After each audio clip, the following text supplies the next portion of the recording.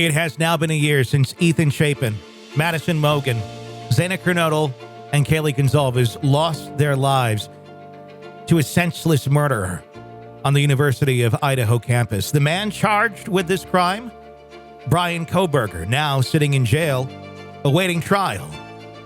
All this weekend, we're going to take a look back at the conversations, investigation, and interviews that we've conducted the last 365 days on this case as we continue to await justice for those 4 college students. 4 killed for what? The case against Kohberger.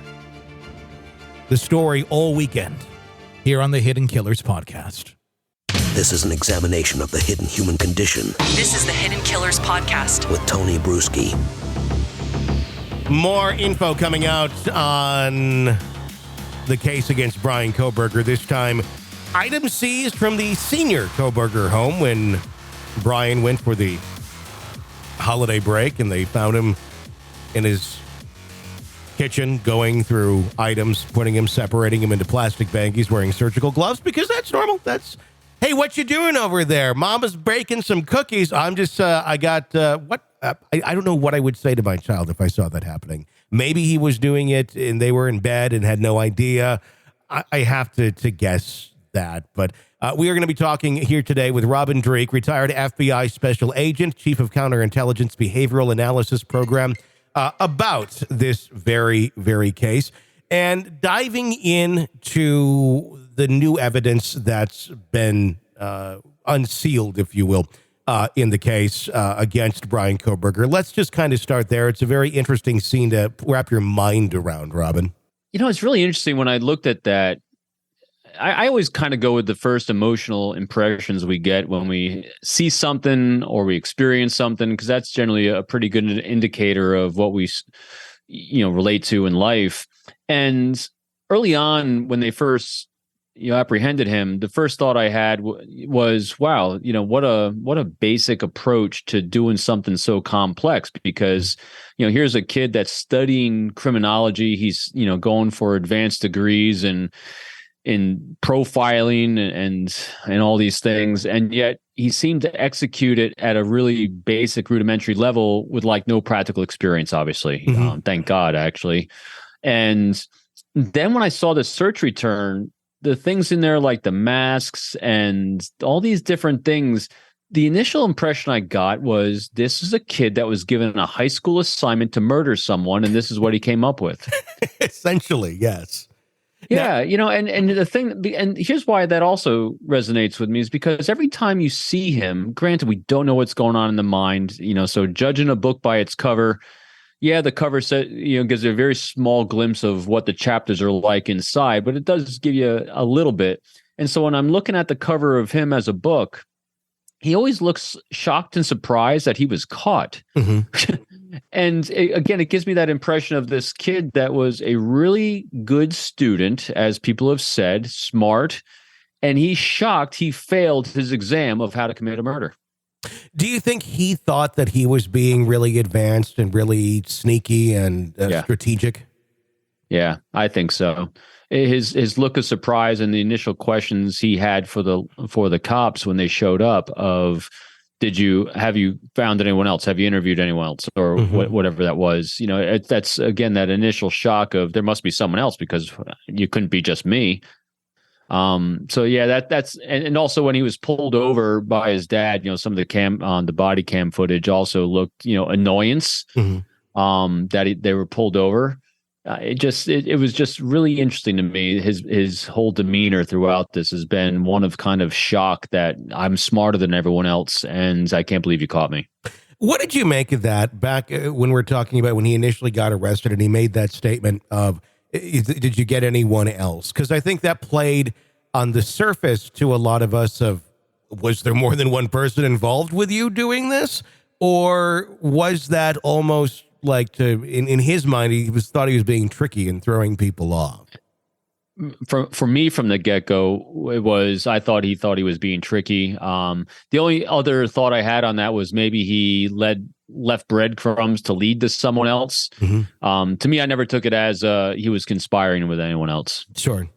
Tell me, when you're looking at this from being a fairly rudimentary plan and not super complex or deep in its ways, what are some of those things that stand out to you that make you go, yeah, this guy really didn't know what he was doing other than from what he's read in textbooks, like specifically? Still I think the way he apparently looked like he turned on and off his cell phone, he didn't understand the broader spectrum of how we baseline or how professionals baseline based on experience. He read, hey, or knew, whether he read or knew, like, hey, we're going to look at cell phone data. So when you go to the residence to stake it out, turn it off.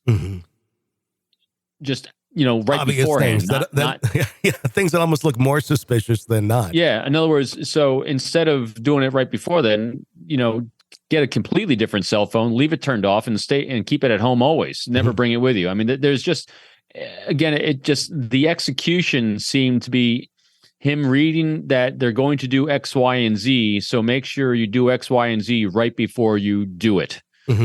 Same thing with, again, the big telling one to me was, putting your trash in the neighbor's trash can across the street. Because he knew that they're going to search your trash. Okay, then I won't have it in my trash. I'll put it in the guy's next to me. That those types of things to me say, wow, this is someone that read it in a book and thought he's really smart because he read it really, really good, and probably no one else read like as deeply as me or read as many sources as I have read, so I know this. But he had no experience with doing it. And additionally to that, not just him personally experienced it, but didn't talk to anyone that had experience. In other words, he didn't conduct interviews necessarily. I mean, I don't know what he did and didn't do, but he didn't talk to anyone that either investigated it themselves or had perpetrated these types of crimes themselves as well. I'd be curious to learn what he got on that study he was trying to do in criminology. Yeah, that's what I'm literally, you can probably hear my wheels turning on that. I'm really interested in that as well. The other thing that was really striking to me on this too, because you don't know what defense is allowing, not allowing, or when he lawyered up, but the whole, his text string from when he was younger too, when he was basically being pretty open with the pain and confusion he was experiencing. That's someone who generally, like all of us at different points in life, wasn't feeling like he was connecting with anyone or anyone really understood or knew him. And I don't think it would take much for someone to non-judgmentally have a conversation with him, and if not a confession, but get leakage on different aspects of him and what was going on. I mean, hell, he was doing it if all these different personas he had on all these different social networking sites anyway, where someone says that, we think the killer is here or there or anywhere, and he's actually chiming in, no, I don't think so. I mean, he was actually given leakage in other places already. So I would imagine a great interviewer would be able to get an awful lot out of him. Yeah, it would be interesting to try and just speak to his inner sadness, if you will, because I mean, I think a lot of this comes from that. Obviously, it's no justification for anything, but I think it does explain a little bit more of how we got the recipe for what we got here in Kohberger. What was your take on? I found it very amusing when I read about when they came into his home. He's sitting there in shorts and a t-shirt with rubber gloves on, going through his own trash and putting it into separate baggies. What is he doing in that sort of situation? Number one, why is he holding on to anything that would be relatable to this crime scene, unless it's a trophy of some sort? Or is he thinking that, he's going to have this as some things as a backup to prove that he wasn't there? I don't know. There's so many unanswered questions there, but what's your take on that? I'm not an expert on the different criminal mindsets of these things. He never struck me as a trophy taker. No.